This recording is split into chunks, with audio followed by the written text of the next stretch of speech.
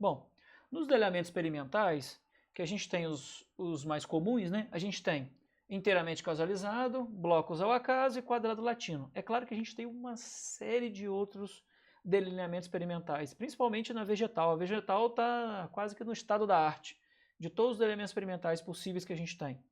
Só que todos aqueles que a gente tem são derivados desses básicos. Então, na hora de pensar, eu quero passar para vocês a base dos delineamentos experimentais, né? Bom, então o inteiramente causalizado ele é o mais simples, é o que é mais utilizado dentro de laboratório, ensaios de viveiro, com vasos, casas de vegetação, em que a gente tem, por exemplo, a oxigenação é controlada, a umidade, isso tudo é completamente organizado e controlado. Então eu crio um ambiente completamente homogêneo, pelo menos o máximo controlado possível.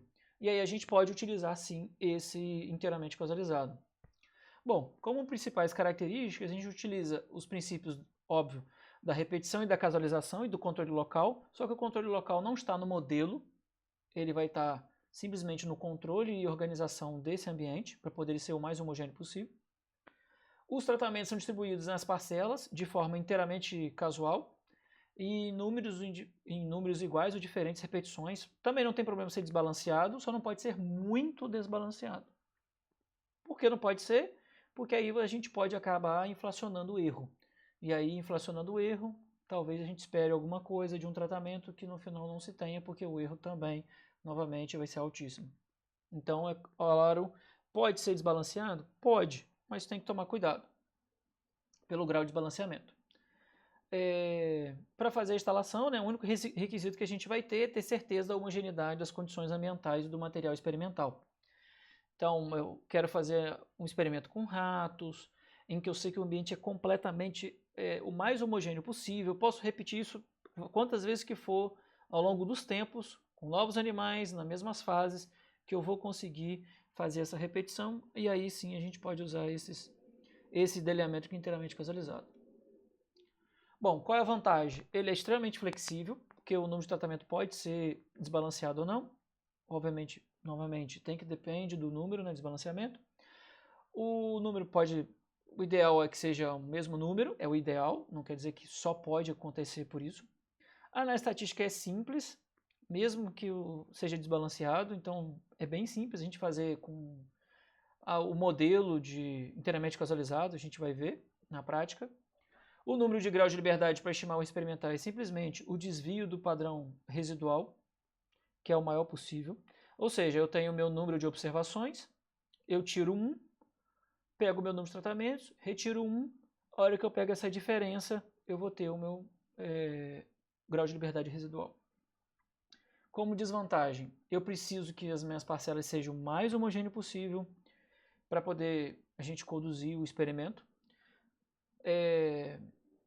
Pode conduzir o experimento com a variância residual bastante alta, mas isso alta é bem relativo, como novamente eu falei, a gente tem que tomar muito cuidado para não inflacionar o erro. E todas as variações que a gente tem é simplesmente das unidades experimentais com o tratamento, né? Então é entre uma unidade experimental e outra. São só os desvios, né? Os desvios entre os tratamentos. Bom, aqui eu tenho um exemplo. Então a gente tem de um inteiramente causalizado com 5 tratamentos. O que eu faço simplesmente, eu tenho o número de repetições, né? Eu tenho 4 repetições para cada um deles. Eu pego um quadrado, claro, gente, isso é um croquis. Não quer dizer que a minha área vai ser um quadrado lá, vai ser dentro de um galpão um quadrado. Isso não é assim, óbvio, né? Então, isso aqui é simplesmente um croquis. Na hora de organizar, a gente tem que ter em mente que eu vou pegar no meu mapa e jogar ao acaso as minhas parcelas. Então, eu posso começar a observar pela parcela 4 da variedade B. E isso tem que ser completamente ao acaso. Então eu pego no papel, eu tenho lá as minhas 20 unidades experimentais e sorteio ao acaso na posição de cada uma delas. Para quê? Para que eu aplique aquele princípio da causalização. E aí a gente vai ter, na hora da montar o nosso quadrinho, né, a gente vai ter lá as minhas repetições e as nossas variedades, e aí eu posso organizar para cada uma delas para poder depois montar o nosso quadrinho de ANOVA. O segundo delineamento que a gente tem é o de blocos casualizados, em que a gente utiliza os blocos para controlar qualquer diferença, né, que a gente possa ter entre as parcelas. Então, por exemplo, eu tenho que os meus blocos podem ser as minhas regiões, podem ser uma determinada região do estado, pode ser uma determinada área experimental, pode ser uma determinada casa de vegetação. Se eu não conseguir garantir que entre os blocos, dentro do bloco, eu tenho uma homogeneidade, ou dentro da minha área experimental eu tenho uma homogeneidade, o que a gente tem que fazer é organizar da maneira mais homogênea possível. Então imagina, eu botei aqui só para vocês terem uma imagem, né, das formas. Então eu tenho A, B e C, que seriam os meus tratamentos. Então A, B e C vai se repetir em todos os blocos, por mais que eu tenha formas diferentes. Então a forma diferente seja quadrado, triângulo, losango e círculo, isso aqui o que vai fazer que seja uma diferença entre eles é que as formas, dentro deles os tratamentos vão ser os mesmos. Bom, o que o bloco tem? Além do princípio da casualização e repetição, o que a gente vai levar em consideração lá no nosso modelo é o controle local.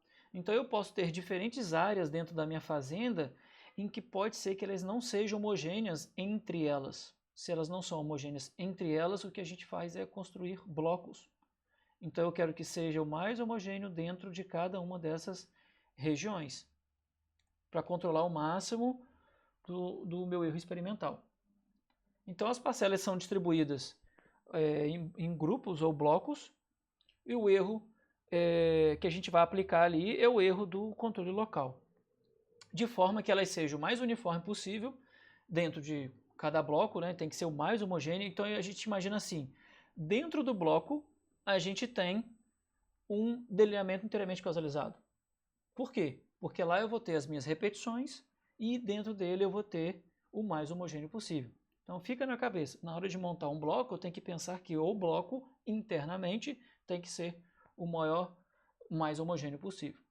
O número de parcelas por bloco é igual ao número de tratamentos, quando a gente tem os blocos, né, totais, eu não tenho um bloco incompleto, e os tratamentos são distribuídos nas parcelas de forma casual, sendo feita a casualização dentro de cada bloco. Então é o mesmo sorteio que a gente tem, só que o sorteio ele vai ser dentro do bloco. Então o bloco eu vou ter 4 possibilidades dentro de cada um deles. Então a eficiência dele ele depende da uniformidade, né, óbvio, das parcelas, e pode sim ter a variação de um bloco ao outro, pode ser ou não. Quando eu terminar o experimento, eu vou fazer a análise de bloco, ver se existe efeito de bloco. Na minha opinião, está errado fazer avaliação de bloco. O bloco é simplesmente um controle local, não tem por que a gente testar. E por definição, o bloco já é aleatório, porque ele é uma amostra de uma região, ele é uma amostra de uma população, ele é uma amostra de determinado momento. Então o bloco é simplesmente uma amostra. Então a amostra por si só, ela já é aleatória. Então o bloco ele é aleatório. Então não faz sentido a gente testar bloco. Ele é simplesmente um efeito que vai retirar a variância lá do nosso resíduo, uma variância que agora é conhecida, né? Então eu tenho o meu componente de variância de bloco.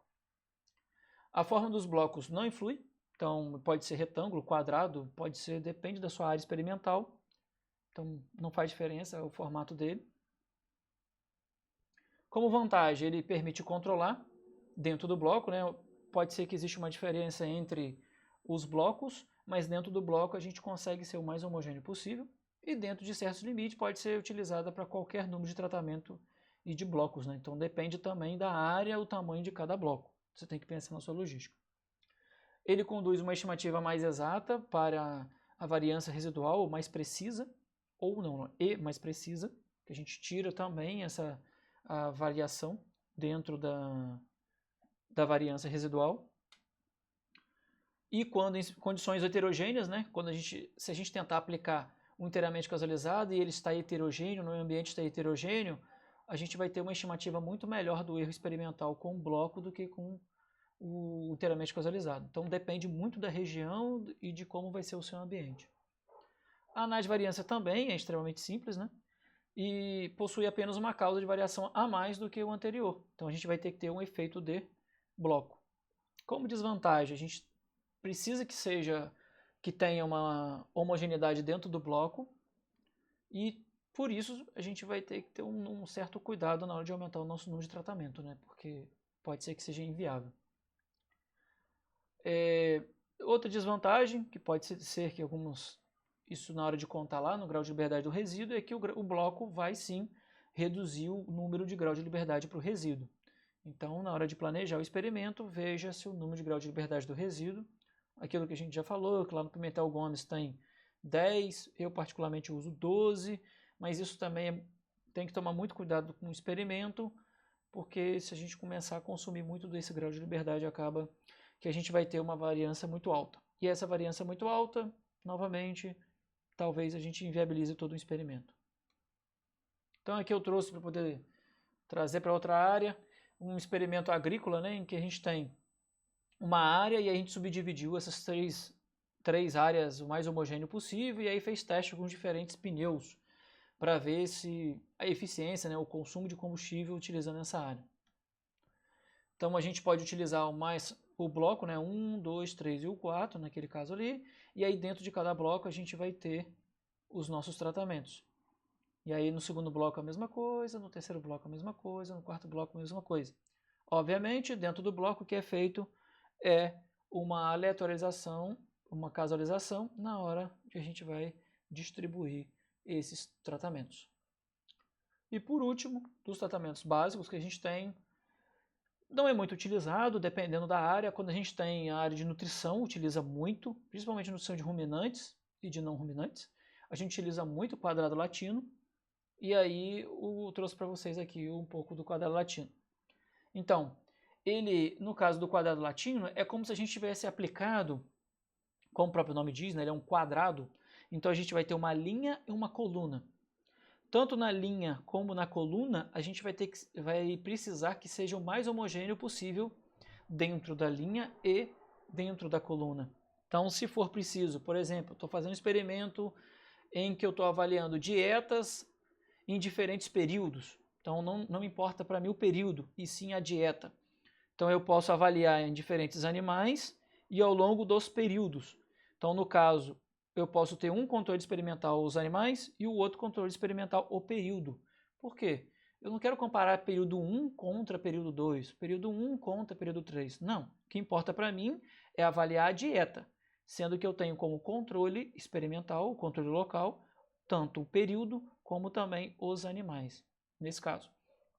No caso de agronomia, quando a gente está fazendo a análise de plantas, a gente pode, por exemplo, encontrar na aba do morro, eu posso pensar num quadrado em que eu vou ter o mais homogêneo possível aquela linha no morro e também eu posso pegar na coluna dentro do morro o mais homogêneo possível. Então aí sim a gente vai ter uma visualização melhor de um quadrado. Ele é quadrado porque o número de tratamentos tem que ser igual ao número de linhas e o número de colunas, né? Então aí a gente no final vai formar um quadrado. Vou mostrar um pouquinho mais para frente. Então o controle local é utilizado 2 vezes e ele é feito para poder controlar, né? Mais uma vez você vai ter mais uma força para controlar aquele erro experimental. Então, uma vez que formados os blocos, como que a gente pode fazer? Qual a restrição? A gente espera que dentro do bloco eu seja o mais homogêneo possível e eu jogo ao acaso dentro do bloco. No caso de quadrado latino, a gente pode identificar o controle local 2 vezes. Então eu posso ter a linha e a coluna na minha área experimental. Eu posso ter o meu período e os meus animais, simplesmente para controle local. Eles não vão ser testados, eu não vou fazer nenhum contraste contra deles. E sim, o que eu quero fazer de contraste e testar são os meus tratamentos. Por isso é chamado de linha e coluna.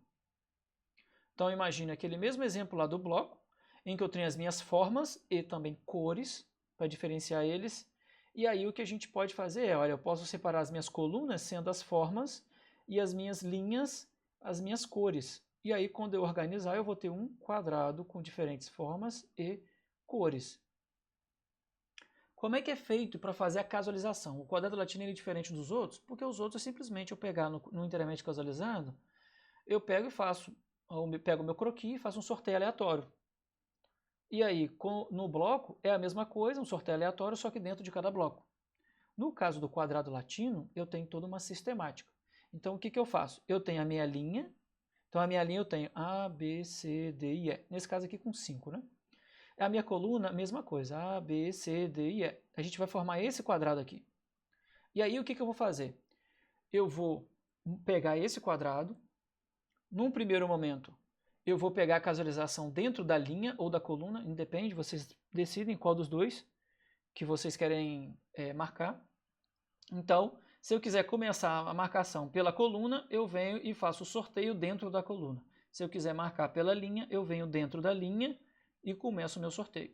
E aí eu venho dentro dessa linha, faço o sorteio, dentro dessa linha, faço sorteio, dessa linha, faço sorteio, na linha, faço sorteio, na linha, faço sorteio. Depois eu vou e faço o da coluna.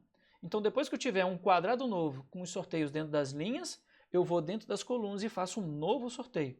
Aí eu vou no pedaço da coluna, faço sorteio na coluna, faço sorteio na coluna, faço sorteio na coluna, faço sorteio. E aí a gente vai ter um terceiro quadrado. E aí sim, esse quadrado é o quadrado latino, e aí esse quadrado vai ser do jeito que a gente vai organizar lá no nosso experimento. Então, eu não acredito que seja... ele tem uma alta eficiência, mas infelizmente ele tem que ser um quadrado. O número de tratamentos tem que ser igual ao número de linha e o número de colunas. E aí, às vezes, por isso, a nossa área experimental não é adequada para fazer esse tipo de experimento. E aí, se a área e toda a logística não for adequado, a gente acaba inviabilizando. Por isso ele é bem mais... ele não é tão comum na parte de plantas, mas e nem na área animal, dependendo das pessoas não conhecem, mas quem trabalha com nutrição conhece muito esse delineamento experimental do quadrado latino. Como vantagens, ele controla a heterogeneidade das condições experimentais, onde o experimento será conduzido, né?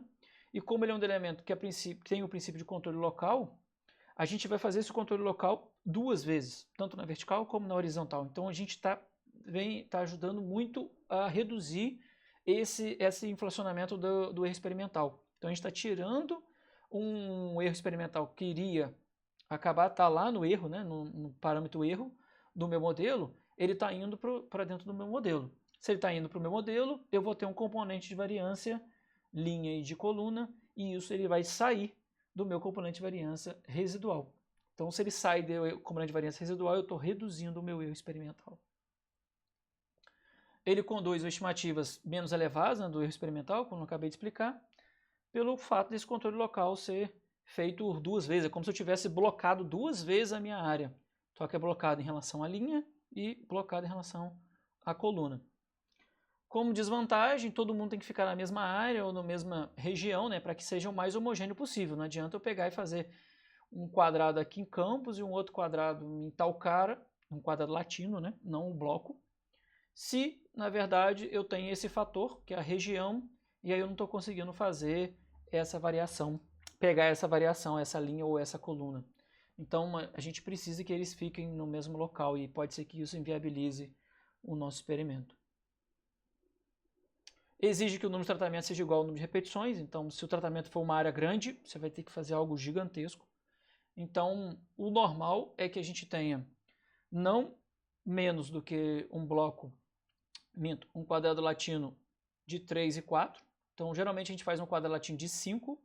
Por quê? Porque depois a gente vai ver lá no quadro de grau de liberdade, para poder ter o grau de liberdade do resíduo, um quadrado latino ele já é suficiente para ter grau de liberdade para o resíduo. Só que com 4 e com 3, o quadrado latino não é suficiente. E aí o que a gente precisa fazer? Ou 2 de 3 ou 2 de 4, para isso que chama um quadrado latino duplo, de 3 por 3 ou 4 por 4. Mesma coisa que eu falei, né? Apresenta um grau de liberdade menor para o resíduo, mas entretanto a gente tem um controle também experimental maior. Fala.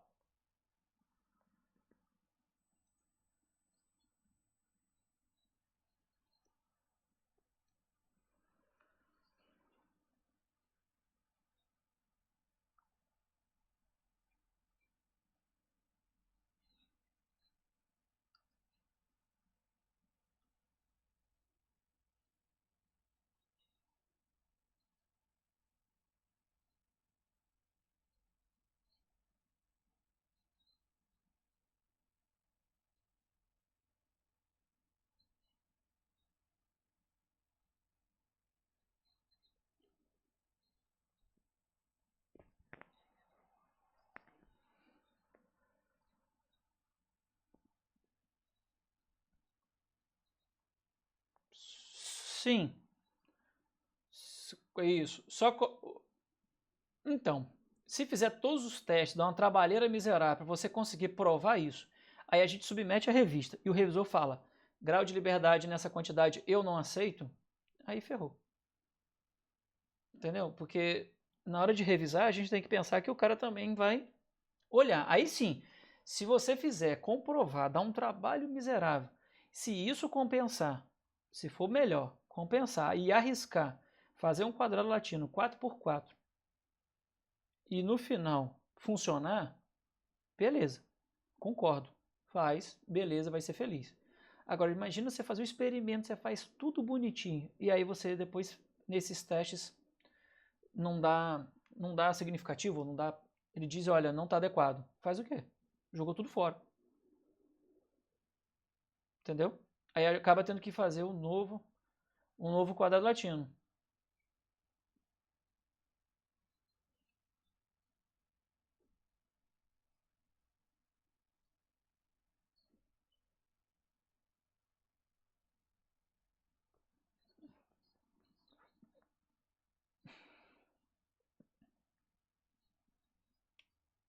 Não existe.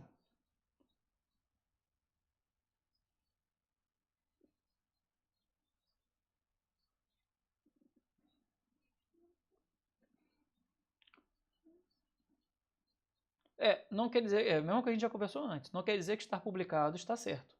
Eu já vi artigo publicado, em que a probabilidade, o p-valor, estava acima de 1. E aí? E aí? Foi publicado o artigo. Como que probabilidade é um valor entre 0 e 1 estava acima de 1? E aí? Então, assim, não é porque está publicado que está correto. Aqui a ideia nossa é a gente trocar a experiência. Não quer dizer que eu estou certo também, não. É porque o que eu falo, e todo mundo já me ouviu, já quem me conhece, eu sou extremamente preguiçoso. Se é para correr o risco de ter que fazer depois tudo novamente, eu não faço não. Eu prefiro gastar, pensar, planejar, fazer um com grau de liberdade adequado para que você não precise ficar comprovando para o cara, ou se você tem que comprovar não dá certo. E aí acaba criando uma briga à toa. Entendeu? Isso é no meu caso, né? Eu penso assim. Eu tenho o meu jeito preguiçoso de ser.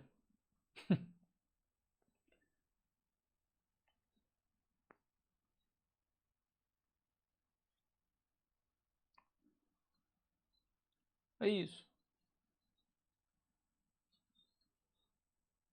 Não.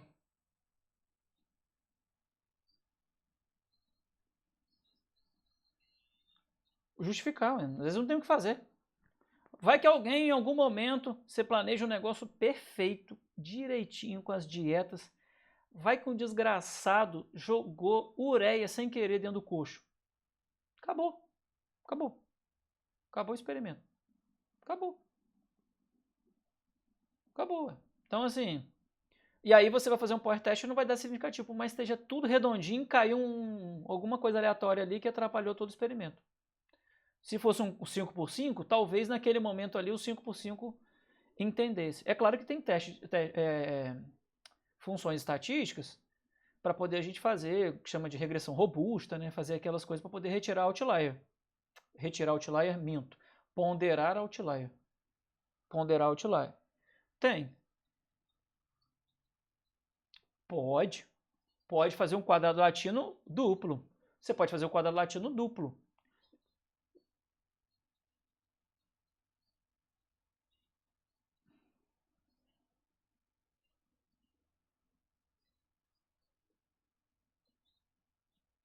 Tem que tomar cuidado. Número de linhas tem que ser igual ao número de colunas. Você vai ter que botar mais um tratamento ali dentro. Entendeu? Aí já inviabilizou tudo.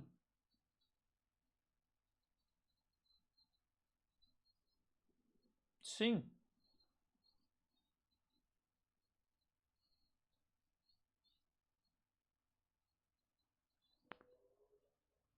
entendi. O artigo. Entendi. Algumas variações. As variações do quadrado latino.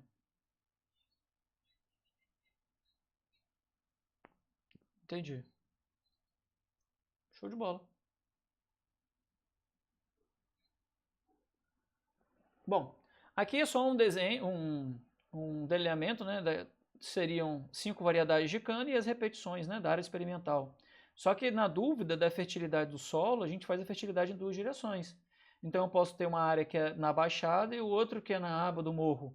Então eu posso pegar e fazer, até na região, isso aqui pode ter o mesmo desenho, né? Não necessariamente tem o mesmo desenho na área, mas a gente pode repetir se isso for viável por causa da irrigação ou por causa de tudo que tenha lá na área, você faz dessa maneira. E aí você tem esse quadrado latino, que aí sim você vai ter na hora de distribuir cada uma das parcelas lá na área experimental. Então aqui, na hora de montar, né, aquela tabelinha, poder fazer soma de quadrados, aqui eu deixei só para quem já conhece, mas não faz isso na mão, né? Ninguém faz isso hoje na mão. Não vai fazer nunca isso na mão. E agora eu vou falar uma, que é o porquê que eu acho que a nova está obsoleta. Então vou gastar um pouquinho mais de tempo de vocês, mas é só porque eu digo no primeiro dia, os alunos não gostam, né? As pessoas falam, olha gente, a nova está errada. Não, não é isso. Cuidado na hora de usar a nova, o método da nova, não é que a nova está errada, só que ela está obsoleta. Pelo momento que ela foi feita, ela foi perfeita. Ela foi proposta quase 100 anos atrás. Era o que se tinha. Hoje a gente tem computador, tem métodos iterativos, tem uma série de coisas que podem pegar alguns problemas ou tirar algumas restrições que a nova tem, que as pessoas às vezes deixam de lado essas restrições da nova. Então, mas o Fischer, quando propôs a nova, ele deu alguma série de restrições lá. Então vamos falar um pouquinho. Vou falar da distribuição normal, todo mundo já conhece, depois na aula de distribuição a gente vai falar novamente, mas eu queria falar um pouquinho da normal e de algumas outras, o porquê que a nova é importante. Então era a mais importante, né, distribuição de probabilidade, e a maioria das variáveis aleatórias, elas são contínuas e descrevem processos físicos, né, elas têm uma distribuição normal, seja peso, comprimento, área, então isso tem sim uma distribuição normal, daí o nome da normal, né. Só que algumas, às vezes, pode ser que elas não seguem uma distribuição normal, mas se aproximam, é claro, depende do número de observações que a gente tem. Só que lá na aula de distribuição a gente vai falar um pouquinho, quando não segue a distribuição normal, eu sou contra a fazer transformações do tipo log, para tentar fazer uma adaptação para poder ela virar normal e aí depois fazer a análise de ANOVA. Hoje a gente tem os modelos lineares generalizados que conseguem contornar esse tipo de problema tranquilamente. Então a gente vai falar isso lá na aula de distribuições. Então outra coisa legal da normal é que ela é simétrica, né?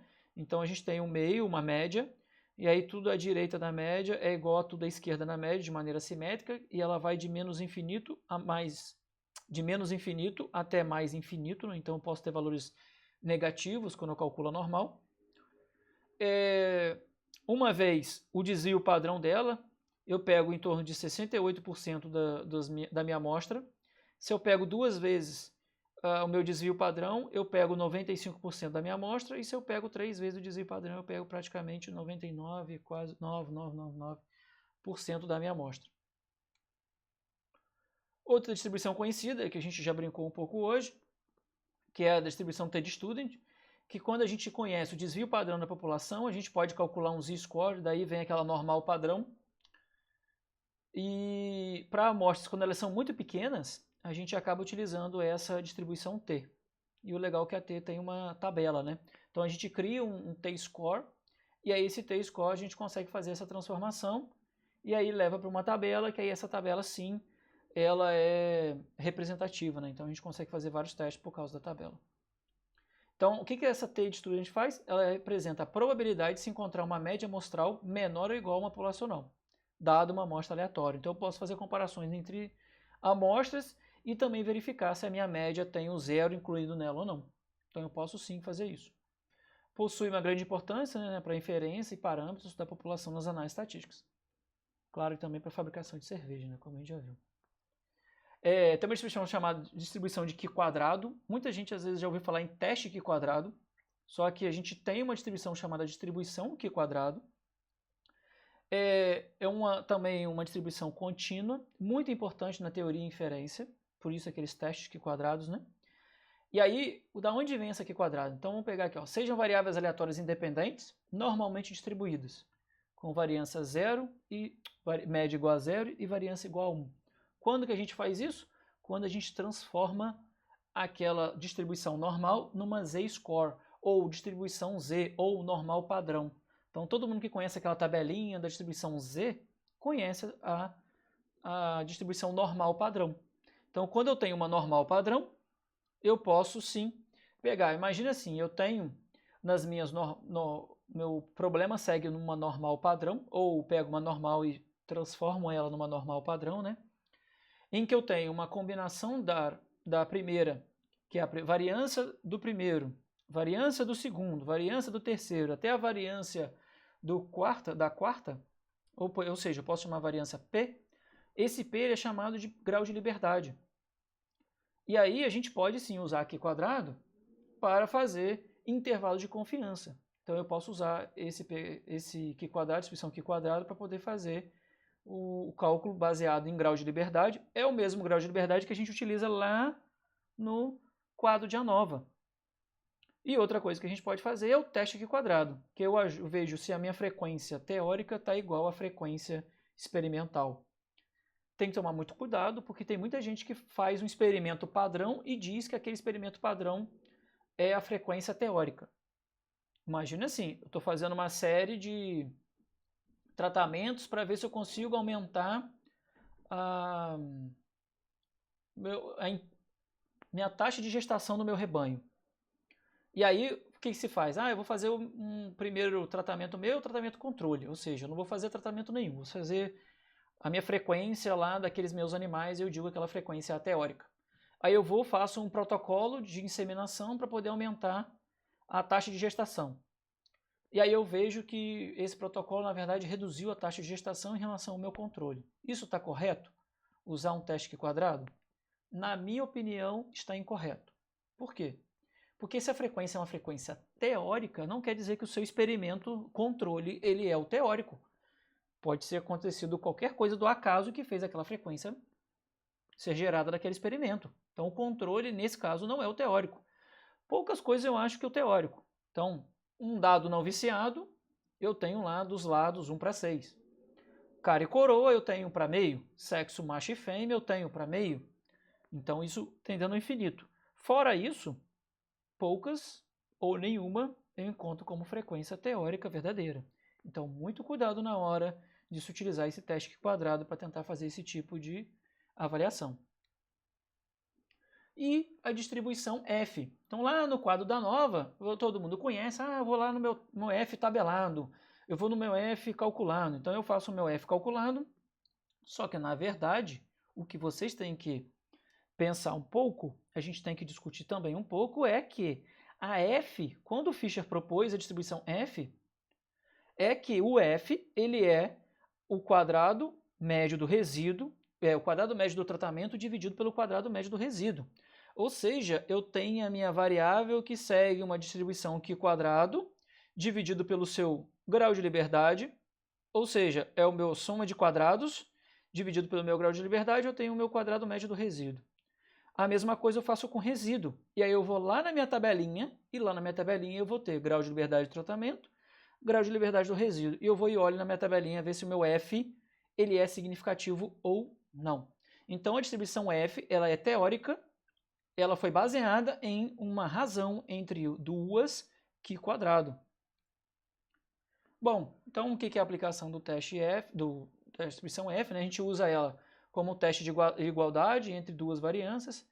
Posso fazer lá na minha ANOVA, né? E teste de igualdade de tratamentos. Na verdade é teste de igualdade de contrastes. Quando eu encontro lá na minha ANOVA que o meu F é significativo, quer dizer que é pelo menos um contraste não nulo existe. Então esse contraste pode ser, se eu tiver 3 tratamentos, pode ser tratamento 1 contra o tratamento 2, tratamento 1 contra o tratamento 3, tratamento 2 contra o tratamento 3, mas também pode ser tratamento 1 contra 2 e 3, tratamento 1 e 2 contra tratamento 3. Então a gente também pode fazer essas comparações. Então tem que tomar cuidado que o F é significativo não quer dizer que as médias par a par são significativas. E aí a gente pouco se fala, as pessoas dão pouca atenção a essas suposições básicas da ANOVA, que é os dados ou os resíduos dos dados têm que seguir uma distribuição normal. As variâncias têm que ser homogêneas. E as minhas observações têm que ser independentes.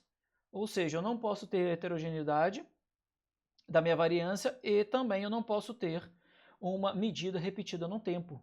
Porque a medida repetida do tempo, ela já é, como o próprio nome diz, uma medida repetida ao longo dos tempos. Então eu já retiro um dos princípios básicos da ANOVA.